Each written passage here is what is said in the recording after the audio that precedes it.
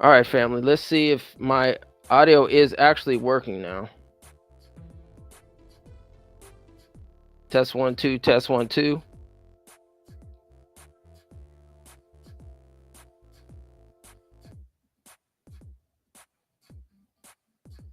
All right. All right, family. Let's see if my audio. Oh my gosh. See, that's why. Oh, hold on a second. It's actually working now. Test 1 2, test 1 2. All right. I was talking this whole time thinking that my audio was working. We're 8 minutes in. I do so apologize, family. I really do. Thank you for hanging in there. This is the Mass Media Group coming at you during the holiday, Thanksgiving. All right. Okay, so we're good. We're good. Audio. I thought my audio was working, and I thought I was saying something, but obviously I was talking to myself. But we are really in the building. 8 minutes in. I so apologize. But we're here. We're here, and that's the thing when you go on live. Sometimes, especially when you're, by yourself. Usually, I have my partner Kim, and I shout out to Darlene as well on this Thanksgiving. But anyway, let's actually go back to the U.S. Census. So this Sunday, we're actually gonna, because I'm sure you saw something on the screen and you're like, I have no idea what this is. But we're going to be going over the U.S. Census race and ethnicity with Son Powell. She's the co-founder and president of the Capital Accountability Project out there in the DMV area. So we're going to really appreciate her coming on because we're going to have a great conversation. And if you have yet to see the Race and Ethnicity Coding Improvement Project, I highly suggest you watch that video because it will give you further and more in-depth information on the conversation that we're going to be having this Sunday. That is December 1st, I believe, at 10 a.m. Pacific Standard. And that's 1 o'clock, I believe, out there in the East Coast, Eastern Standard Time. So come on, join us if you have a chance. And if not, definitely check it out on the replay. And please like, share, and subscribe. And even though you may have seen this, I just want to remind y'all, please go to etnmediagroupstore.com to support us here at the Mass Media Group, especially during the holiday season, if you can. Also, it's free, and I know y'all going to be shopping during the holidays. So click on that affiliate link in the description before you go shopping, before you put stuff in your cart. That's free, and that helps support what we're doing here. And also, reparationsnow.com. If you have yet to see the Reparations Now documentary, you can also check it out free at Tubi. All right, so this was the first story I was talking about the Mexican president and Trump. But let's briefly go over it again. Okay, my audio is working. So this was the first, and we are good. All right, here we go. Mexican President Claudia Sheinbaum threatened to retaliate with her own tariffs against the United States after President-elect Trump suggested he would impose a 25% tax on imported goods from Mexico if her country did not stop the flow of drugs across the border. In remarks on Tuesday, Sheinbaum said that drugs were a U.S. problem, not a Mexican problem, and suggested that they could harm U.S. automakers with plants on both sides of the U.S. border. Quote, one tariff would be followed by another in response, and so on until we put at risk common businesses, end quote. Sheinbaum said. Sheinbaum, however, offered to talk about the issue with the American president-elect. Quote, dialogue is the best path to achieve understanding, peace, and prosperity for our two countries, Sheinbaum said. I hope our teams can meet soon. Sheinbaum also noted that Mexico has taken significant steps to stem the flow of migrants at the border, saying caravans of migrants no longer reach the border. Trump said on Monday that he will enact tariffs of 25% on all Canadian and Mexican goods and add another 10% tariff to all Chinese goods, many of which are already under tariffs imposed by Trump during his first term. Looks like in Brazil, former far-right President Jair Bolsonaro was fully aware of and actively participated in a coup plot to remain in office after his defeat in the 2022 election, according to a federal police report until Tuesday. Federal police last Thursday formally accused Bolsonaro and 36 other people of attempting a coup. They sent their 884-page report to the Supreme Court, which lifted the seal.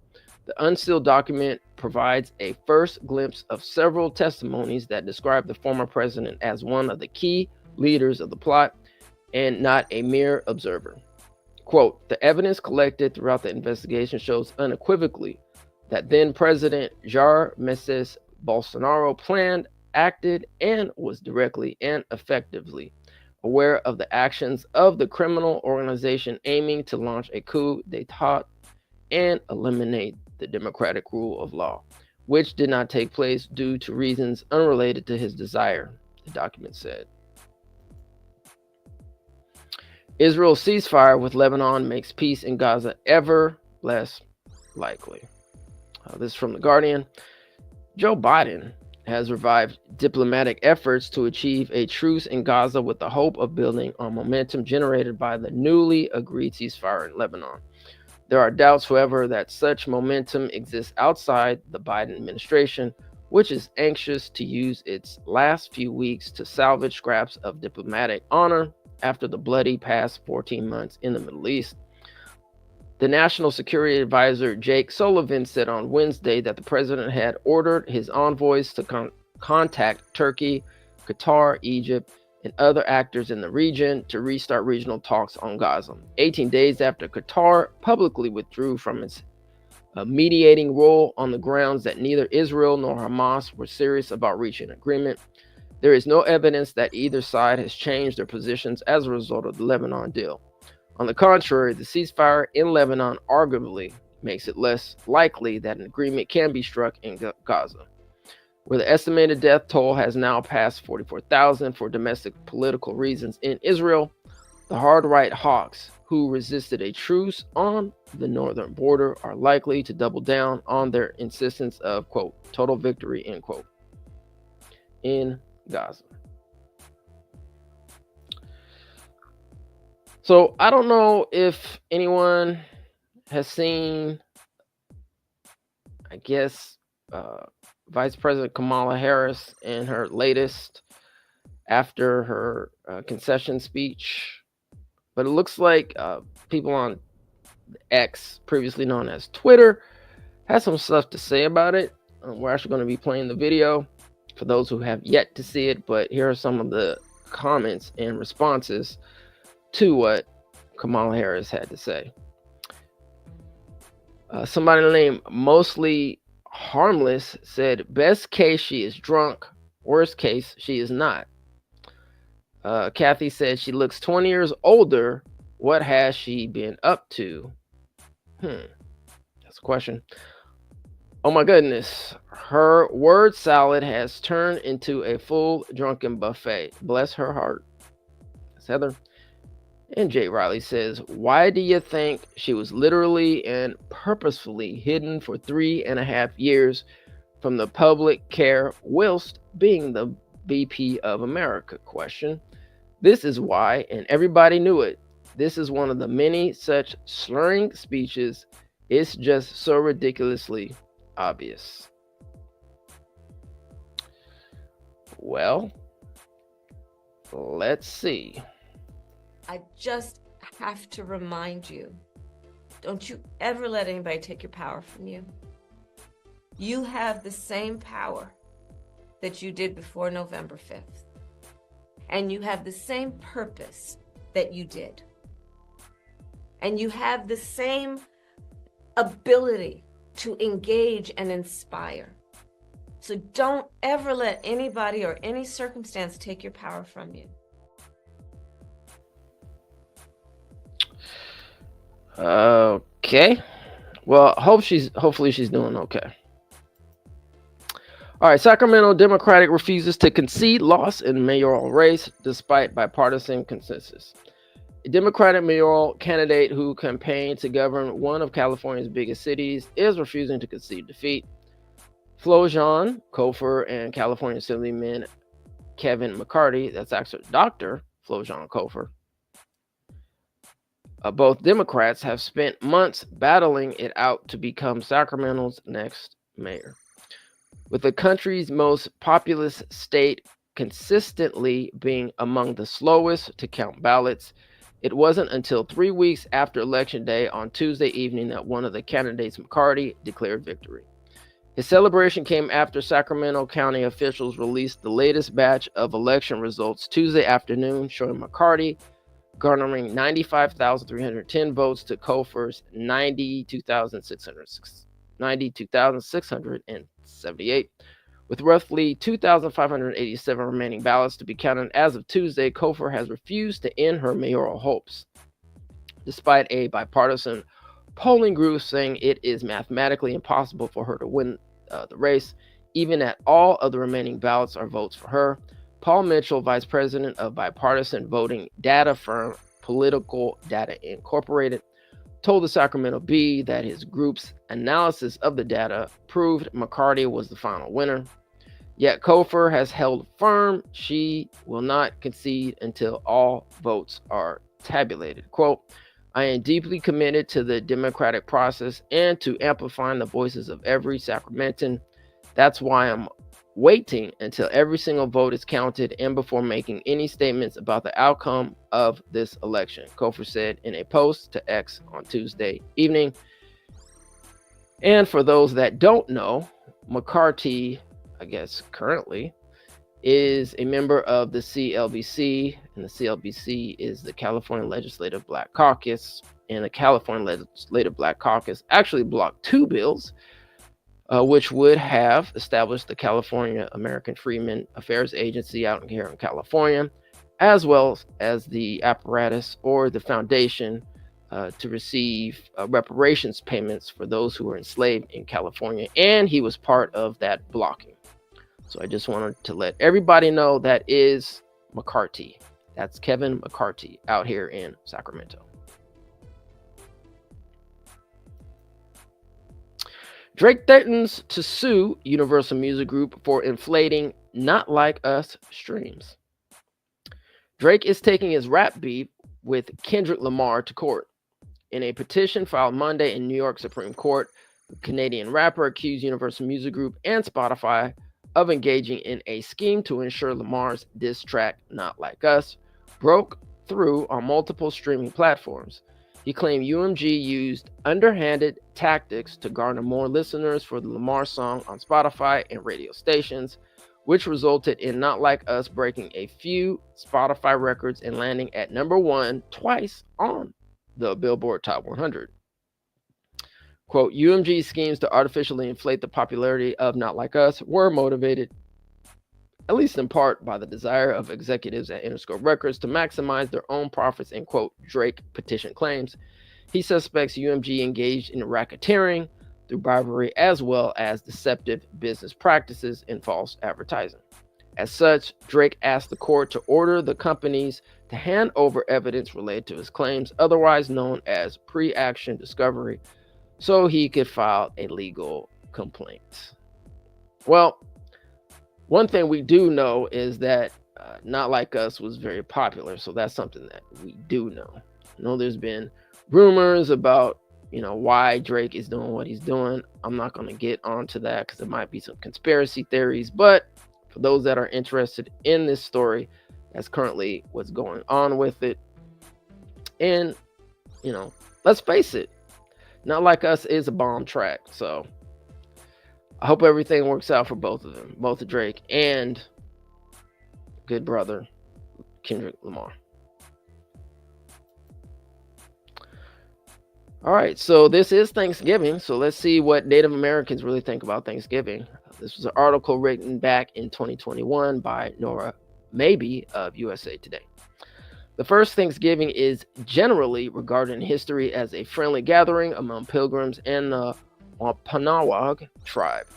But as we learned from Aaron Dion in last year's edition of This Is America, the first Thanksgiving actually has a fraught history, as the pilgrims later violated their agreements and attacked and encroached upon Wampanoag lands. This brutality was not uncommon.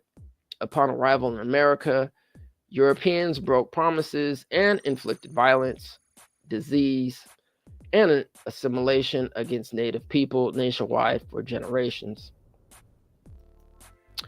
All right, looks like later on in the article, some people actually responded to this question. Yolanda Schwerzinger, 64, who's of the Blackfeet Nation, said, "My family never celebrated Thanksgiving, so when I was in school, I found it odd. The idealism that the pilgrims and natives shared a table with an abundance of food and we all got along. Our reality is so different, and nowadays I educate my grandchildren on our history and what we natives have done for this world." Dion Ontiveros, 15th of the Chippewa Cree, said, "We celebrate it as a gathering with family. Historically, this holiday is built on lies. Natives were murdered by the millions after helping and teaching the white men." Deborah Upham, 65 of Blackfeet, said, "I feel like it was the beginning of the end of our way of life. It started on the East Coast and quickly moved west. For me, it's just a meal." All right. Karma Corcoran, 65, said, "Chippewa Cree, I don't celebrate this holiday. It makes me angry and sad." Jasmine Running Rabbit Bercier, 24, Blackfeet, said, "I love Thanksgiving. My family hasn't been together in years, and this is the first Thanksgiving we'll all be together. I'm excited and ready to be around my loved ones." All right, before we go, haven't seen you in a while, brother. Black Magic Mike in the building. I tuned in just in time to see that tipsy. All right, thanks for joining. As always, appreciate you. Haven't seen you in a while. Hopefully your Thanksgiving is going well with you and your loved ones. All right, Patti LaBelle. Speaking of Thanksgiving and holidays, Patti LaBelle's food empire still going strong. Where to buy her sweet potato pies, cookies, and cobblers for the holidays. From sweet potato pie cookies to banana pudding, Patti LaBelle has dessert covered. LaBelle, who recently partnered with American Express for an ad about managing money as a small business owner, celebrated her 80th birthday in May.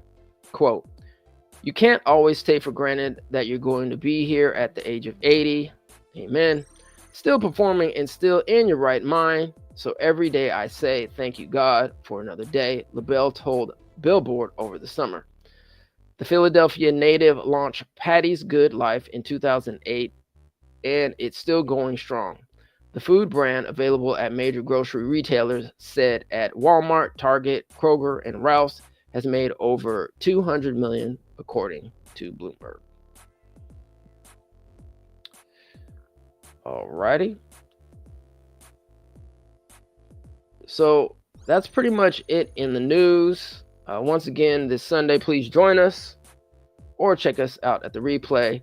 We're going to be talking once again with Asan Powell. She's the co-founder and president of Capital Accountability Project out there on the East Coast. Shout out to the East Coast family and to the Southern family and to the North Midwest.